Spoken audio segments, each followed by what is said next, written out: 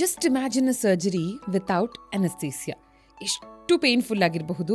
Just ಒಂದು ಪಿಯರ್ಸೇ painful ಆಗಿರುತ್ತೆ ಅಂದರೆ ಮೂಳೆಗಳನ್ನು ಕಟ್ ಮಾಡೋ ಲೆವೆಲ್ಗೆ, ಜಾಯಿಂಟ್ಸ್ನ ಕಟ್ ಮಾಡೋ ಲೆವೆಲ್ಗೆ ಯಾವ ಲೆವೆಲ್ ಆಫ್ ಪೇನ್ನ ಎಕ್ಸ್ಪೀರಿಯನ್ಸ್ ಮಾಡಬಹುದು ಇಮ್ಯಾಜಿನ್ ಮಾಡ್ಕೊಳ್ಳಿ.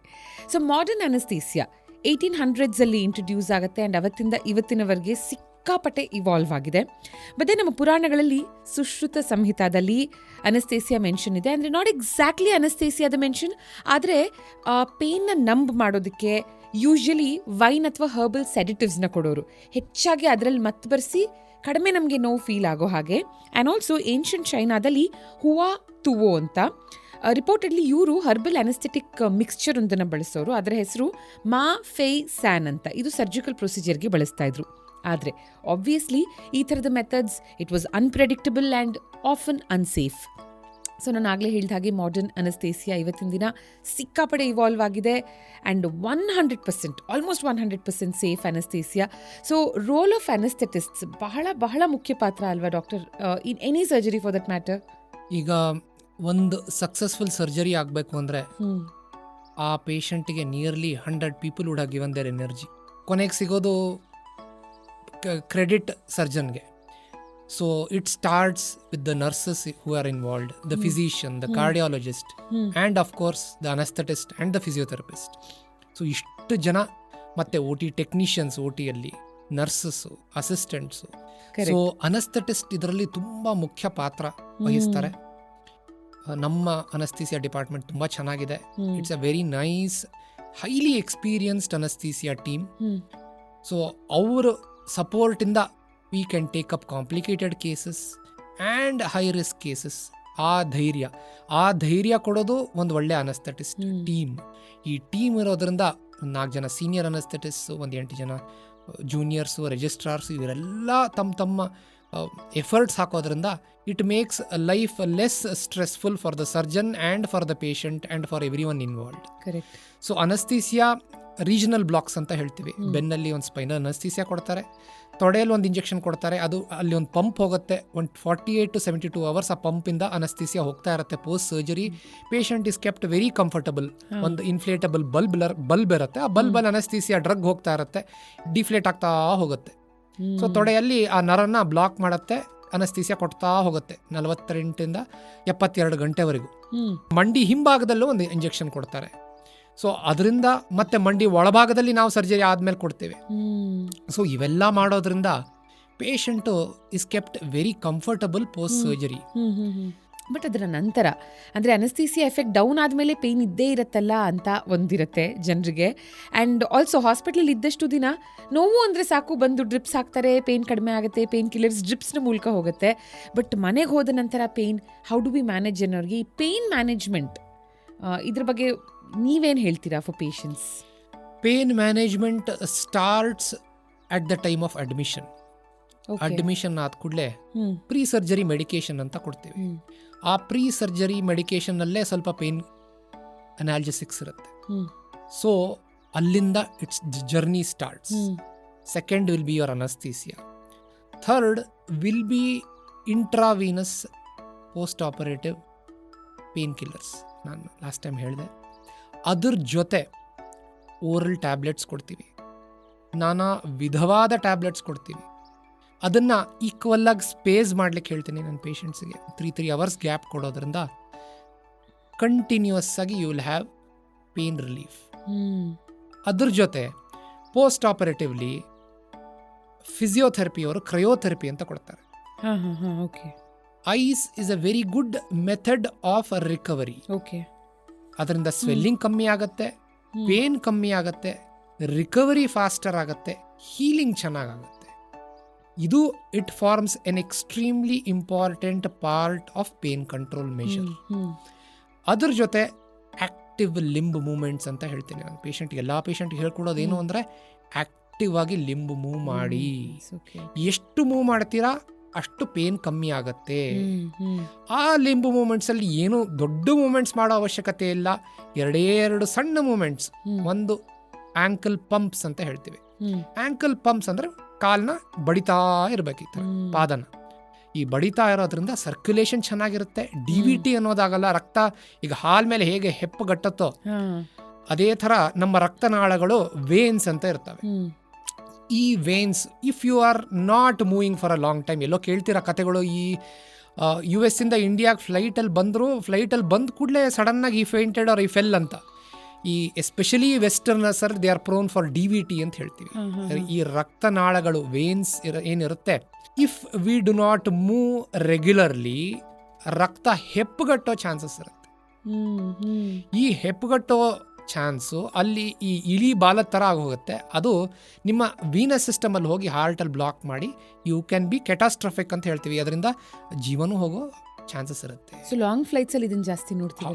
ಲಾಂಗ್ ಫ್ಲೈಟ್ಸಲ್ಲಿ ಅದಕ್ಕೆ ಎಷ್ಟೋ ಜನ ವೆಸ್ಟರ್ನರ್ಸ್ ಹೂ ಆರ್ ಎಜುಕೇಟೆಡ್ ಫ್ಲೈಟ್ಸಲ್ಲಿ ಅಲ್ಲಿ ನಡೀತಾ ಇರ್ತಾರೆ. ಲಾಂಗ್ ಫ್ಲೈಟ್ಸಲ್ಲಿ ಐಲಲ್ಲಿ ಆ ಕಡೆ ಹಿಂದೆ ಮುಂದೆ they keep moving because people who are scared of these things.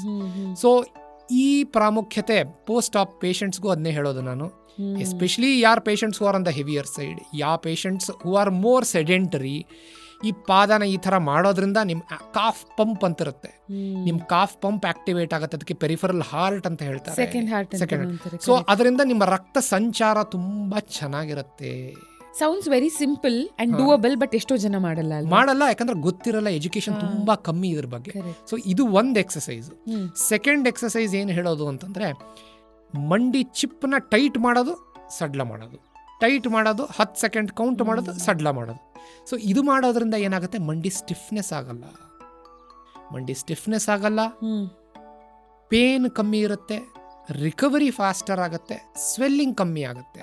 So ಇವು 2 ಸಿಂಪಲ್ ಎಕ್ಸಸೈಸಸ್ ಪ್ರತಿಯೊಂದು ನೀ ರಿಪ್ಲೇಸ್ಮೆಂಟ್ ಪೇಷಂಟಿಗೆ ನಾನು ಹೇಳ್ಕೊಡೋದು. ಇದೇನು ತುಂಬಾ ಕಷ್ಟಕರವಾದ ಎಕ್ಸಸೈಸ್ ಅಲ್ಲ, ತುಂಬಾ ಶ್ರಮೆ ಪಡಬೇಕಾಗಿಲ್ಲ.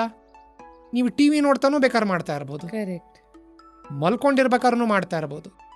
ಸೊ ಇದು extremely important part of recovery along with icing. ಈಗ ಐಸಿಂಗ್ ಅಂದರೆ ನಾನು ರೂಲ್ ಆಫ್ 20 ಅಂತ ಹೇಳ್ತೀನಿ. ರೂಲ್ ಆಫ್ 20 ಏನು ಅಂತಂದರೆ, 20 ಮಿನಿಟ್ ಗಂಟೆಗೆ ಐಸಿಂಗ್ ಮಾಡಬೇಕು, 20 ಮಿನಿಟ್ ಚೆನ್ನಾಗಿ ರೆಸ್ಟ್ ತಗೊಳ್ಳಿ, ಇನ್ನು 20 ಮಿನಿಟ್ ಏನು ಬೇಕೋ ನೀವು ಎಕ್ಸಸೈಸ್ ಮಾಡಿ. ಸೊ 1 ಗಂಟೆ 60 ಮಿನಿಟ್ಸ್ನ 20 ಮಿನಿಟ್ನ ಡಿವೈಡ್ ಮಾಡಿದರೆ ರೂಲ್ ಆಫ್ 20, 20 ಮಿನಿಟ್ ಐಸಿಂಗ್. ಆ 20 ಮಿನಿಟ್ ಐಸಿಂಗ್ ಹೇಗೆ ಮಾಡೋದು ಸರ್ ಅಂತಂದ್ರೆ, ಒಂದೇ ಕಡೆ ಇಟ್ಕೋಬೇಕಾ? ಅಲ್ಲ, ಒಂದು ಐಸ್ ಪ್ಯಾಕ್ ಅಂತ ಸಿಗುತ್ತೆ. ಈಗಿನ ಕಾಲದಲ್ಲಿ ಜೆಲ್ ಪ್ಯಾಕ್ ಸಿಗುತ್ತೆ, bluish green colour gel pack ಇರುತ್ತೆ. ಆ ಜೆಲ್ ಪ್ಯಾಕ್ನ ಒಂದು ಒಳ್ಳೆ ಕಾಟನ್ ಬಟ್ಟೆಯಲ್ಲಿ ಇಟ್ಕೊಳ್ಳಿ. ಮಂಡಿಯ ಎಲ್ಲಾ ಭಾಗದಲ್ಲೂ 1 ಮಿನಿಟ್ ರೊಟೇಟ್ ಮಾಡ್ತಾ ಇರಿ. ನಾನೇನು ಹೇಳ್ತೀನಿ ಅಂದ್ರೆ, ಪೇಷಂಟ್ಗೆ ಇಲ್ಲ ಅಟೆಂಡರ್ ನೀವೇ ತಗೊಳ್ಳಿ ಐಸ್ ಪ್ಯಾಕ್ನ. ಪ್ರತಿ 1 ಮಿನಿಟ್ ಒಂದು ಜಾಗ ತುಂಬ ತಣ್ಣಗಾಗ್ತಾ ಇದೆ ಅಂತಂದ್ರೆ ಇನ್ನೊಂದು ಜಾಗಕ್ಕೆ ಇಮಿಡಿಯೇಟ್ ಆಗಿ ಶಿಫ್ಟ್ ಮಾಡಿ. So your body itself will tell you when to shift. ಸ್ವಲ್ಪ ತಣ್ಣಗಾಗ್ತಾ ಇದೆ, ಇಲ್ಲಿ ಹೆಚ್ಚಾಗ್ತಾ ಇದೆ ಅಂತ ನೆಕ್ಸ್ಟ್ ಜಾಗಕ್ಕೆ ಶಿಫ್ಟ್ ಮಾಡಿ. ಮಂಡಿ ಸುತ್ತಲೂ 10 ಭಾಗಗಳನ್ನ ಡಿವೈಡ್ ಮಾಡಿಕೊಂಡು, ಹಿಂಭಾಗ, ಮುಂಭಾಗ, ಸೈಡ್ ಭಾಗ, ಕಾಫಲ್ಲಿ ಆಪರೇಟ್ ಮಾಡಿರೋ ಹಿಂಭಾಗ ಎಲ್ಲ ಭಾಗದಲ್ಲಿ ಇಡೋದ್ರಿಂದ ಪೇಷಂಟ್ಗೆ ತುಂಬ ಚೆನ್ನಾಗಿ ಪೇನ್ ರಿಲೀಫ್ ಆಗುತ್ತೆ. he will feel really relaxed. These are small, extremely small things, but extremely important things. ನೀವು ಬರೀ ಪೇನ್ ಕಿಲ್ಲರ್ ತಗೊಳ್ಳೋದ್ರಿಂದ ಎಲ್ಲ ಆಗೋಗ್ಬಿಡುತ್ತೆ ಅಂತಲ್ಲ. ಒಂದು ಆ ಪೇನ್ ಕಿಲ್ಲರ್ ತಗೊಳ್ಳೋದು ಡಿಸ್ಟ್ರಿಬ್ಯೂಟ್ ಮಾಡ್ಕೋಬೇಕು. 3 ಹೊತ್ತು ಅಂದ್ರೆ ಬರೀ 3 ಹೊತ್ತು ತಗೊಂಡ್ಬಿಟ್ರೆ ಮಧ್ಯ ಗ್ಯಾಪ್ ಬಂದ್ಬಿಡುತ್ತೆ. ಸೊ ಪ್ರತಿ 3 ಗಂಟೆಗೆ ಒಂದು ಪೇನ್ ಕಿಲ್ಲರ್ ಹೋಗೋಂಗೆ, ಪ್ರತಿ 1 4 ಗಂಟೆಗೆ ಒಂದು ಪೇನ್. ಸೊ ಇದು ಡಿಸ್ಟ್ರಿಬ್ಯೂಟ್ ಮಾಡೋದ್ರಿಂದ ತುಂಬ ಚೆನ್ನಾಗಿ ಪೇನ್ ರಿಲೀಫ್ ಆಗುತ್ತೆ. ಎಷ್ಟು ಸರಿ ಮಾಡಬೇಕು ಐಸಿಂಗು ಅಂತಂದರೆ, ಇಡೀ ದಿನ ನೀವು ಎಷ್ಟು ದಿನನಿತ್ಯ 10 ಅವರ್ಸ್ ಎದ್ದಿದ್ರೆ ನೀವು ಆ 10 ಅವರ್ಸು ಮಾಡಿ ಐಸಿಂಗು. ಮಾಡೋದ್ರಿಂದ your recovery is going to be faster, quicker, easier, and you will be much happier than other patients. In fact ಇದು ಪೇಯ್ನ್ ಒಂದಕ್ಕೆ ಅಲ್ದಿರ ಸ್ವೆಲ್ಲಿಂಗಿಗೂ ವೆರಿ ವೆರಿ ಹೆಲ್ಪ್ಫುಲ್ ಅಲ್ವಾ? ಯಾಕಂದರೆ swelling is one of the most common complaints ಅಂತ ಹೇಳ್ತಾರೆ surgery ಆದಮೇಲೆ. But it's not actually complaint. Body react ಮಾಡ್ತಿರುವಂಥ ರೀತಿ, ಹೊಸ ಬದಲಾವಣೆಗೆ ಅದು ಅಡ್ಜಸ್ಟ್ ಆಗ್ತಿರುವಂಥ ರೀತಿ, ವಿಚ್ ಇಸ್ ವೆರಿ ಕಾಮನ್ ಅಲ್ವಾ? ಸ್ವೆಲ್ಲಿಂಗ್ ಫಸ್ಟ್ ಫ್ಯೂ ವೀಕ್ಸ್ ಖಂಡಿತ ನೋಡ್ತೀವಿ. ಇದು ತುಂಬ ಒಳ್ಳೆ ಪ್ರಶ್ನೆ. ನಾವು ಮಾಡೋ ಪಾಪ್ಯುಲೇಷನ್ ಎಲ್ಲ 60+, 70+, 80+ ಏಜ್ ಗ್ರೂಪಲ್ಲಿ. ಈ ವಯಸ್ಸು ಬರೋ ಅಷ್ಟೊತ್ತಿಗೆ ಕಾಲ್ ಸ್ವೆಲ್ಲಿಂಗ್ ಅನ್ನೋದು, ಪಾದ ಸ್ವೆಲ್ಲಿಂಗ್ ಅನ್ನೋದು ಸಹಜ. ನಾ ಪೇಷಂಟ್ಸಿಗೆ ಯಾಕೆ ಹೇಳೋದು ಅಂದರೆ, ಯಾಕೆ ಸಹಜ? ಒಂದು ವಯಸ್ಸಿಂದ ನಿಮ್ಮ ಮಸಲ್ ಟೋನ್ ಅನ್ನೋದು ಕಮ್ಮಿ ಆಗೋಗ್ಬಿಟ್ಟಿರುತ್ತೆ. ಸೆಕೆಂಡ್, ಸಮ್ ಅಮೌಂಟ್ ಆಫ್ ವ್ಯಾರಿಕೋಸಿಟೀಸ್ ಅಂತ ಇರುತ್ತೆ. ಹೇಗೆ ಮಂಡಿ ಸವಿಯತ್ತೋ ಹಾಗೆ ವ್ಯಾರಿಕೋಸಿಟೀಸ್ ಜನ ನಿಂತು ಕೆಲಸ ಮಾಡಿ ಒಂದಿಷ್ಟು ವ್ಯಾಲ್ವ್ಸು ಸಾಕಷ್ಟು ಮಟ್ಟಿಗೆ ವ್ಯಾಲ್ವ್ಸು ಕೆಲಸ ಮಾಡ್ತಾ ಇರಲ್ಲ. ಹಾಗಾಗಿ ಒಂದ್ಸಲ ಸ್ವಲ್ಪ ಹೊರಗೆ ಹೋಗಿ ಬಂದ್ಬಿಟ್ರೆ ಸ್ವೆಲ್ಲಿಂಗ್ ಬಂದ್ಬಿಡುತ್ತೆ, ಕಾಲು, ಪಾದ, lower half of the leg. 3, India is a home of diabetics. So ಡಯಾಬಿಟಿಸಲ್ಲಿ ಇರೋರಿಗೆ ಸಾಕಷ್ಟು ಕಾಮನ್ ಸ್ವೆಲ್ಲಿಂಗು. 4th, ಹೈಪರ್ಟೆನ್ಸಿವ್ ಸಾಕಷ್ಟು ಜನ ಇದ್ದಾರೆ, ಬಿ ಪಿ ಸಾಕಷ್ಟು ಜನಕ್ಕಿದೆ. ಸೊ ಬಿ ಪಿ ಇಂದನೇ ಸಾಕಷ್ಟು ಮಟ್ಟಿಗೆ ಪಾದ ಸ್ವೆಲ್ಲಿಂಗು, ಕಾಲ್ ಸ್ವೆಲ್ಲಿಂಗ್ ಬರುತ್ತೆ. B P medication side effects ಇರುತ್ತೆ. ಇಲ್ಲ ಕೆಲವು ಜನಕ್ಕೆ ತುಂಬಾ ಸ್ವೆಲ್ಲಿಂಗ್ ಇದ್ರೆ ಕ್ರೇಪ್ ಹಾಕೊಳ್ಳಿ ಅಂತ ಹೇಳ್ತೀನಿ. ಪಾದದಿಂದ ಮಂಡಿವರೆಗೂ ಒಂದು ಕ್ರೇಪು, ಮಂಡಿ ಕೆಳಭಾಗದಿಂದ ತೊಡೆ ಅರ್ಧ ಭಾಗದವರೆಗೂ ಇನ್ನೊಂದು ಕ್ರೇಪ್ ಬ್ಯಾಂಡೇಜ್, ಒಂದು 3 ವಾರ ಯೂಸ್ ಮಾಡಿ ಅಂತ ಹೇಳ್ತೇನೆ. ಸೊ ಇದು ಸೆಕೆಂಡ್. ಇನ್ನೊಂದು ಉಪ್ಪು, ನಿಮ್ಮ ಉಪ್ಪಿನ consumption. Sodium causes water retention. So water retention ಕಮ್ಮಿ ಮಾಡಬೇಕು ಅಂದ್ರೆ ಲೋ ಸೋಡಿಯಂ ಸಾಲ್ಟ್ಸ್ ಅಂತ ಇದಾವೆ ಈಗ. ಸೊ ಲೋ ಸೋಡಿಯಂ ಸಾಲ್ಟ್ ಉಪಯೋಗಿಸಿ. ಆಮೇಲೆ ಕಾಲು ಸ್ವಲ್ಪ ಎತ್ತರ ಇಟ್ಕೊಳ್ಳಿ ಅಂತ ಹೇಳ್ತೀನಿ. ಕಾಲು ಇಳಿ ಬಿಟ್ರೆ ಕಾಲು ಊತ ಬರುತ್ತೆ ಅಂತ ಹೇಳ್ತಾರೆ. ಸ್ವಲ್ಪ ಎತ್ತರ ಇಟ್ಕೊಳ್ಳಿ, ಒಂದು ಪಿಲ್ಲೋ ಇಟ್ಕೊಳ್ಳಿ. ಸೊ ಮಂಡಿ ಕೆಳಗೆ ಇಟ್ಕೊಳ್ಳೋ ಅವಶ್ಯಕತೆ ಇಲ್ಲ, ಕಾಲು ಕೆಳಗೆ, ಆ್ಯಂಕಲ್ ಕೆಳಗೆ ಇಟ್ಕೋಬಹುದು. ಸೊ ಇವೆಲ್ಲ ಮಾಡೋದ್ರಿಂದ ಓವರ್ 3-4 ವೀಕ್ಸ್ ಗ್ರ್ಯಾಜುವಲ್ ಆಗಿ ಸೆಟ್ಲ್ ಆಗ್ಬಿಡ್ತಾರೆ ಪೇಷಂಟ್ಸ್. ಈ ಮೊದಲು 3-4 ವಾರ ಅದರಲ್ಲಿ ಆಪರೇಷನ್ ಮಾಡಿರ್ತೀವಿ, ಅದರಿಂದನೂ ಸ್ವೆಲ್ಲಿಂಗ್ ಬರುತ್ತೆ, ರಕ್ತನಾಳಗಳು ಇಂಜುರಿ ಆಗಿರುತ್ತೆ, ವೇನ್ಸ್. ಸೊ ಅದರಿಂದನೂ ಸ್ವಲ್ಪ ಮಟ್ಟಿಗೆ ಸ್ವೆಲ್ಲಿಂಗ್ ಬರುತ್ತೆ. ಪೋಸ್ಟ್ ಆಪರೇಟಿವ್ ಎಡಿಮಾ ಅಂತ ಹೇಳ್ತೀವಿ, ಸ್ವೆಲ್ಲಿಂಗ್ ಅಂತ ಹೇಳ್ತೀವಿ. ಸೊ ಇದು ಸಹಜ. ಆ್ಯಂಡ್ ಫಿಸಿಯೋಥೆರಪಿ ಬಗ್ಗೆ ಮಾತಾಡಬೇಕು ಅಂದರೆ, ಬಿಕಾಸ್ ಏನಾಗುತ್ತೆ, ಸರ್ಜರಿ ಮಾಡೋವರೆಗೂ ನಿಮ್ಮ ಕೈಯಲ್ಲೆಲ್ಲ ಇರುತ್ತೆ, ಬಟ್ ಅದಾದ ನಂತರ ರಿಕವರಿ ನಮ್ಮ ಕೈಯಲ್ಲಿದೆ. ನಮ್ಮ ಮೈಂಡ್ಸೆಟ್ ಚೇಂಜ್ ಆಗಬೇಕಾಗಿದೆ. ಸಾಕಷ್ಟು ಜನ ನೀವು ಏನು ನಂಬರ್ ಆಫ್ ಡೇಸ್ ಹೇಳಿರ್ತೀರೋ ಆಫ್ ಫಿಸಿಯೋಥೆರಪಿ, 20 days 30 days, ಅಷ್ಟು ದಿನ ಮಾಡಿಸೋದೇ ಇಲ್ಲ. ಆ ಮೋಟಿವೇಶನ್ ಇರಲ್ಲ. ಬಿಕಾಸ್ ಪ್ರಾರಂಭದಲ್ಲಿ ಸುಲಭವಾಗಿ ಸ್ಟಾರ್ಟ್ ಆಗುವಂಥ ಫಿಸಿಯೋಥೆರಪಿ ಹೋಗ್ತಾ ಹೋಗ್ತಾ ಟಫ್ ಆಗುತ್ತೆ. ನಂಬರ್ 1. ನಂಬರ್ 2, ಎಷ್ಟೆಷ್ಟೋ ಜನ ನಾನು ವಿಡಿಯೋ ನೋಡಿ ಮಾಡ್ಕೋತೀನಿ, ಫಿಸಿಯೋಥೆರಪಿಸ್ಟ್ ಇಲ್ಲದೇ ಪರವಾಗಿಲ್ಲ ಅಂತ ಸ್ಟಾರ್ಟ್ ಮಾಡ್ತಾರೆ. But then there is no motivation. And also ಇದು ಹೈಲಿ ಇಂಡಿವಿಜುವಲೈಸ್ಡ್ ಕೂಡ. ಇವಾಗ ನಾವೊಂದು ವಿಡಿಯೋ ನೋಡಿದಾಗ ನನ್ನ ಸರ್ಜರಿಗೆ ಅಥವಾ ನನ್ನ ಸಿಚುವೇಶನ್ಗೆ ಇದೇ ಥರ ಎಕ್ಸಸೈಸ್ ಮಾಡಬೇಕಾ ನನಗೆ ಗೊತ್ತಿರಲ್ಲ. ಸೊ ಈ ಎಲ್ಲದ್ರ ಬಗ್ಗೆ ನಿಮ್ಮ ಥಾಟ್ಸ್ ಏನು doctor? Your take on physiotherapy as a whole. Physiotherapy ಮತ್ತು physiotherapist role is extremely important. ನಾವಾಗಲಿ ಪೇಷಂಟ್ಸ್ ಆಗಲಿ, we should be grateful to have such wonderful physiotherapist.